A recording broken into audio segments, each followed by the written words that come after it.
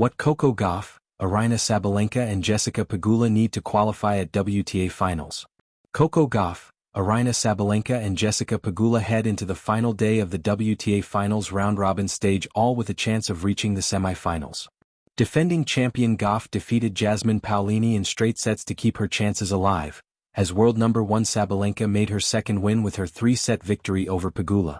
Gauff plays Sabalenka in the final group match on Thursday, in what is their first meeting since the French Open final in June.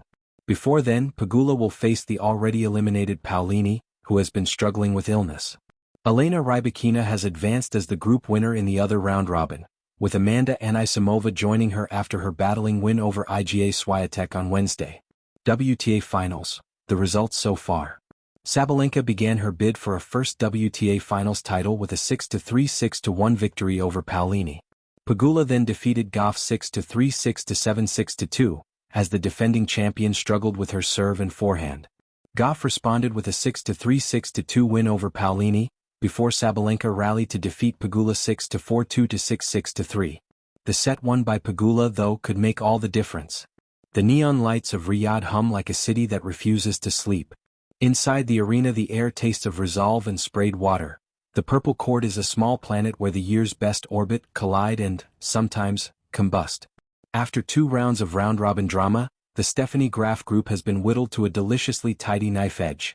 Aryna Sabalenka sits on 2 wins, Coco Gauff and Jessica Pegula are on 1 win each, and Jasmine Paolini is out with 2 losses. What happens next is equal parts math and heart. Here's, in plain and cinematic terms, what each of the 3 needs to get out of this group and into the semifinals. Olympics +1. Aryna Sabalenka, the hunter who already has 2 kills.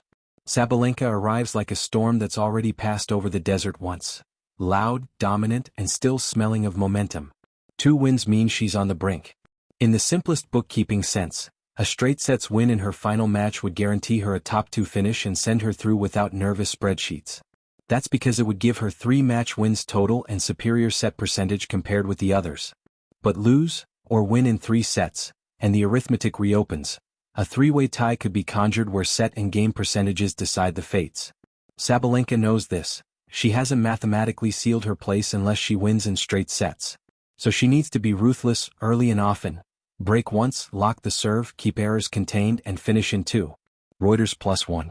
Poetically, Aryna must be the controlled volcano, explosive where necessary, but disciplined enough to avoid self-immolation in the 3rd set. If she plays like that, raw power married to a tidy margin of error, the semifinal ticket will be hers. Coco Gauff, the defending champion with 1 win and a heart full of comeback stories. Coco's path is the one that will make the headlines and the commentators sigh with joy. She's already shown she can overturn her own demons. After an opening misfire she hammered Paolini to stay alive. Now she faces Sabalenka. The simple scenario?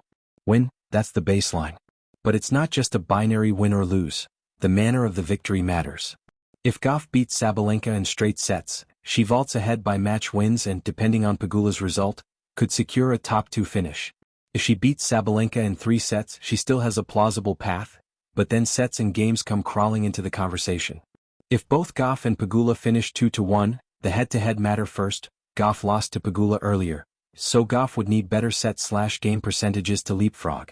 In short, Coco doesn't just need a win, she needs clarity, a decisive, clean victory that leaves little statistical wiggle room. Tennis 365 +1. On the human side, what Gauff needs is belief. She needs the serve that stayed steady in her Paolini match, the backhand that can lengthen rallies, and the sort of calm that turns tense 0-30s into routine holds. The champion's advantage is not just history, it's the knowledge she's won the tournament before. Use that. Jessica Pegula, the steady hand who must keep the math honest. Pegula is tennis by equation. Efficient, stubborn and lethal in the midfield rally. Sitting on 1 win, she faces Paolini next. The pure, unavoidable truth is this. Beat Paolini and Pegula keeps her fate in her own hands. If Pegula wins, ideally in straight sets, she will finish 2-1 and force Sabalenka and Gauff into a result that may favor her on head-to-head or set percentage. If she loses, the door closes. The cleanest route for Pegula is also the simplest. Win in straight sets and then sit back while Sabalenka and Gauff battle. Because Pegula beat Gauff earlier in the tournament, that head-to-head is a precious coin she can spend in tie scenarios. In many hypothetical three-way ties, the player with the better head-to-head or set percentage takes precedence, and Pegula's consistent, low-error style often produces the tidy set percentages you want when numbers decide glory. Reuters +1. Emotionally, Pegula needs to treat the Paolini match like a final. Focus on first serve percentage, turn short returns into attacking opportunities, and avoid the kind of lapses that let games become scrappy coin flips. A tiny explainer of the cruel arithmetic, and why how matters as much as what. Round-robin standing rules reward match wins first, then head-to-head between tied players, then the percentage of sets in games won when three players are tied. That means a 2-0, 2-1, or 1-2 scoreline is rarely only about the W column. Every set, every game, every double fault can echo later. A player who wins in straight sets not only gets the match but also improves set percentage. A 3-set win helps the opponent's set percentage and can complicate tiebreak calculations. This is why Sabalenka's push for a straight sets win is such a headline, because it removes ambiguity. Women's Tennis Association +1. 3 short cinematic what-if endings. The Sabalenka shutdown, clean, clinical. Aryna wins in 2. She's through. Gauff and Pegula fight for second and the room fills with playoff math and nervous punditry. Sabalenka's semi-final is secured, power and precision win out. Reuters. The Coco comeback, the storybook. Gauff defeats Sabalenka in straight sets. The defender flips the script and, depending on Pegula's result, either takes top spot or squeezes into second by virtue of superior set percentage. Cameras find Coco's face and the headlines write themselves. Tennis.com.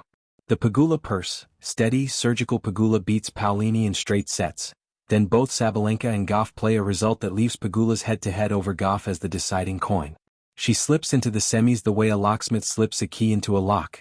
Quietly, expertly, without spectacle. Tennis 365. Final thought, why this is delicious sport.